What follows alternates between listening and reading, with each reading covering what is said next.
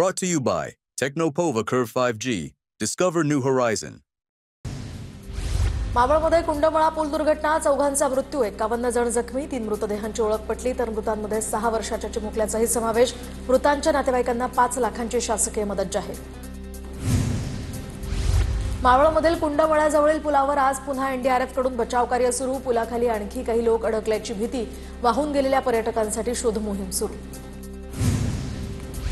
कुंडमळा पूल दुर्घटना, तर पूल 30 वर्ष जुना असल्याची माहिती. दुर्घटनाग्रस्त पुलाचा भाग पाण्यातून काढण्यात आलाय.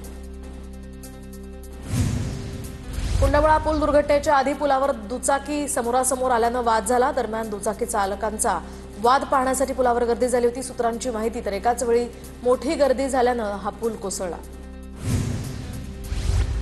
कुंडमळा दुर्घटनेनंतर मोदी आणि शहांचा मुख्यमंत्र्यांना फोन. शरद पवारांसह राहुल गांधींकडून सुद्धा संवेदना व्यक्त. सर्व जुन्या पुलांचं स्ट्रक्चरल ऑडिट आता होणार, शिंदेंच्या सूचना.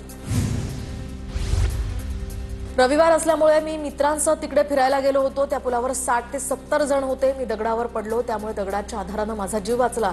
तळेगाव रुग्णालय उपचार सुरू असलेले जखमी पर्यटक विजय येणकर यांची प्रतिक्रिया. अहमदाबाद इथल्या एअर इंडियाच्या विमान अपघातातील कॅप्टन सुमित सबरवाल यांचे पार्थिव मुंबईत पोहोचणार. सकाळी 11 वाजता पवईतल्या निवासस्थानी त्यांच्या पार्थिवावर अंत्यसंस्कार होणार. अहमदाबाद विमान अपघातातील 47 मृतदेहांची ओळख पटली. 24 जणांचे मृतदेह कुटुंबियांकडे सुपूर्द. उर्वरित मृतदेहांची ओळख पटवण्याचं काम अद्यापही सुरू. मातोश्री परिसराबाहेर शिंदेंच्या शिवसेनेकडून वर्धापन दिनाचे बॅनर, तर बाळासाहेबांच्या विचारांची शिवसेना. पुन्हा एकदा ठाकरेंच्या शिवसेनेला डिवचणारे बॅनर चर्चेचा विषय. मुख्यमंत्री देवेंद्र फडणवीस पालघर दौऱ्यावर, तर दुर्वेश गावातील जिल्हा परिषद शाळेला मुख्यमंत्री भेट देणार. पालक आणि विद्यार्थ्यांशीही संवाद साधणार. मनसेच्या केंद्रीय समितीसोबत राज ठाकरेंची बैठक. शाखाध्यक्ष आणि उपशाखाध्यक्ष नेमण्यासंदर्भात बैठकीचं आयोजन. स्थानिक स्वराज्य संस्थांच्या निवडणुकीमध्ये संघ स्वयंसेवक भाजपच्या मदतीसाठी मैदानात उतरणार. भाजप नेत्यांनी राष्ट्रीय स्वयंसेवक संघाच्या पदाधिकाऱ्यांसमोर मांडला निवडणुकीचा कार्यक्रम.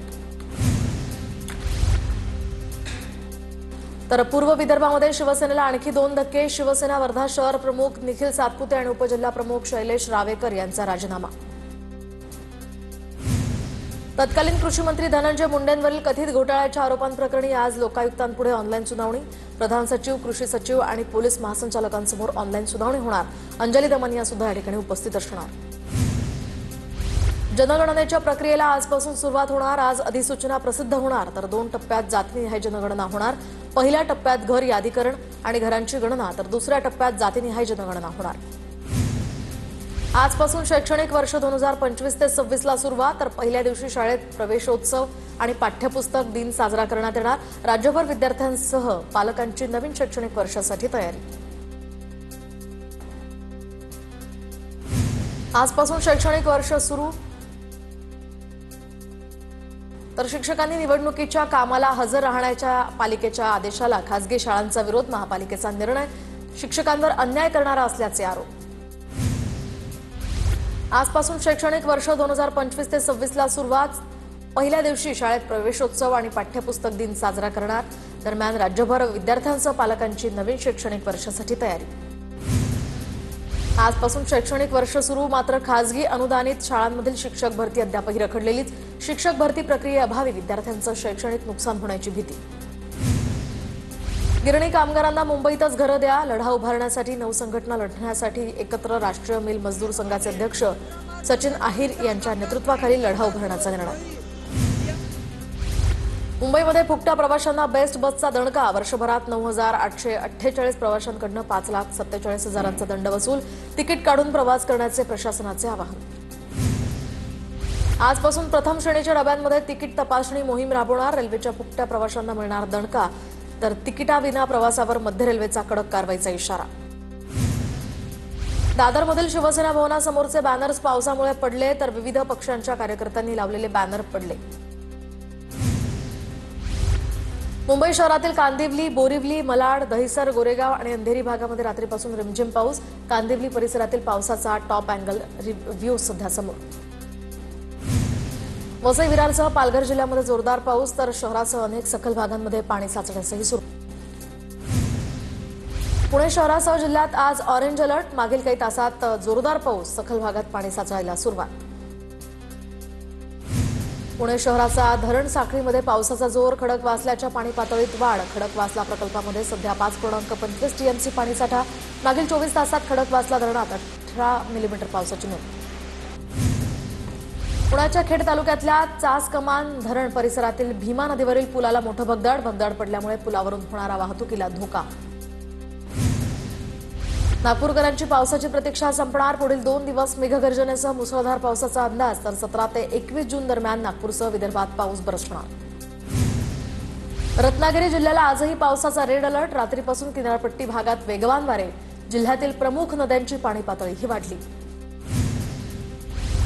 रत्नागिरी जिल्ह्यामध्ये मुसळधार पाऊस. मुंबई गोवा महामार्गावरील लांजा डेपोजवळ पाणी साचलं. वाहतूक संथ गतीनं.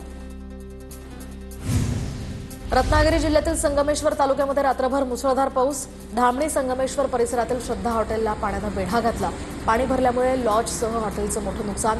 पावसाचा जोर कायम असल्यानं शास्त्री नदी देखील पात्राबाहेर. सिंधुदुर्गात किनारपट्टी भागामध्ये पावसाचा जोर कायम. पुढील 24 तासात जोरदार पावसाची शक्यता. किनारपट्टी परिसरातील नागरिकांना सतर्कतेच्या सूचना. दौंड पुणे डेमू ट्रेनमध्ये आग. तर डेमू दौंडवरून सुटून पुण्याला येत असतानाच शॉर्ट सर्किटमुळे आग लागली. आगीच्या वेळी टॉयलेटमध्ये अडकलेल्या व्यक्तीला बाहेर काढण्यात यश. मीरा भाईंदरमधील एका शाळेला बॉम्ब उडवण्याची ईमेलद्वारे धमकी. धमकीनंतर शाळेत पोलिसांकडून तत्काळ शोध मोहीम. शाळेत कोणताही स्फोटक पदार्थ आढळून आला नाही. दरम्यान ईमेल पाठवणाऱ्याचा पोलिसांकडून आता शोध सुरू.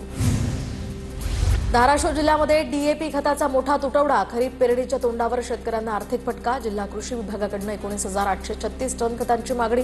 मात्र अद्याप एकही डीएपी खताची बॅग उपलब्ध नाही. शेतकरी चिंतेत. परभणीमध्ये आरपीआय आठवले गटाच्या वतीनं कार्यकर्ता मेळावा संपन्न. आगामी स्थानिक स्वराज्य संस्थांच्या निवडणुकीच्या पार्श्वभूमीवर आरपीआय आठवले गटाची रणनीती. कॅप्टन गोरे पुलावर डिलिव्हरी बॉयला चारचाकीनं उडवलं. पुलावरून खाली पडल्यामुळे डिलिव्हरी बॉयचा जागीच मृत्यू. अधिक तपास या संदर्भातला सुरू.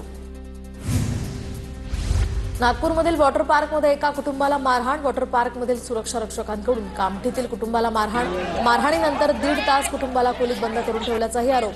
तर पाटण सावंगी पोलिसात पीडित कुटुंबाकडून तक्रार दाखल. जालन्यामध्ये 70 वर्षीय वृद्धाला लाठा-काठ्यांनी मारहाण. बरंजळा साबळे गावातली घटना. Video viral. मारहाण प्रकरणी अद्याप गुन्हा दाखल नसल्याची माहिती. वृद्ध व्यक्तीवर शासकीय रुग्णालयात उपचार. गडचिरोलीमध्ये जमीन मालकाकडनं हॉटेलसह संपूर्ण लॉनची तोडफोड. पोलिसात 12 जणांवर गुन्हा दाखल. तर दोघांना अटक. हॉटेलसाठी 5 वर्षांसाठी जमीन भाड्यानं दिल्यानंतर जागा खाली करत नसल्याच्या कारणावरून हॉटेलसह लॉनची तोडफोड. बीडच्या दासखेडमधील पवन चक्कीवरील 50 लाखांच्या साहित्याची चोरी. पाटोदा पोलिसात अज्ञात चोरट्याविरोधात गुन्हा दाखल. या संदर्भात अधिकचा तपासही सुरू. वर्ध्यामध्ये अवैधरित्या दारू वाहतूक करणाऱ्यांवर कारवाई. तर देशी दारू कारसह 7 लाख रुपयांचा मुद्देमाल जप्त. जुना पाणी चौक परिसरात नाकाबंदी दरम्यान स्थानिक गुन्हे शाखेची कारवाई. नागपुरातील सेमिनरी हिल्स भागामध्ये 3 दिवस सकाळी वीज पुरवठा बंद. ट्रान्सफॉर्मरच्या कामासाठी महावितरणकडून वीज पुरवठा बंद. ग्राहकांना सहकार्य करण्याचंही आवाहन.